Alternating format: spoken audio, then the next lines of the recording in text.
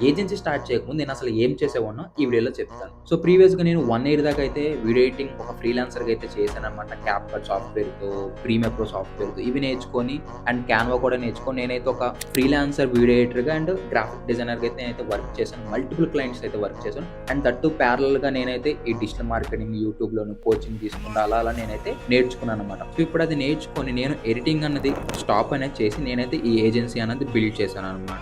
So, ఆ టైంలో అనేది చాలా కష్టంగా అనేది ఉండేది. ఏంటంటే ఇటు ఫ్రీలాన్సింగ్‌గా ఒక వీడియోస్‌కి ఎడిట్ చేస్తా ఉండాలి. ప్లస్ నేను ఇటు డిజిటల్ మార్కెటింగ్ నేర్చుకోవాలి. ఆ నేర్చుకున్న దాన్ని ఇంప్లిమెంటేషన్ చేయాలి. లైక్ వెబ్‌సైట్ డిజైనింగ్ గాని, బ్లాగ్స్, ఎస్ఈఓ అండ్ ఈ సోషల్ మీడియా మెథడ్స్ ఇవన్నీ నేర్చుకున్న దాన్ని ఇంప్లిమెంట్ అనేది చేయాలి. అటు దాన్ని దీన్ని హ్యాండిల్ అనేది అస్సలు చేయలేకపోయాను. బట్ స్టిల్ అయితే నేను అదంతా హ్యాండిల్ చేసి ఇప్పుడైతే సక్సెస్‌ఫుల్‌గా నేనైతే ఒక 6 క్లయింట్స్‌కి అయితే నేను వర్క్ అనేది ప్రొవైడ్ చేస్తున్నానన్నమాట.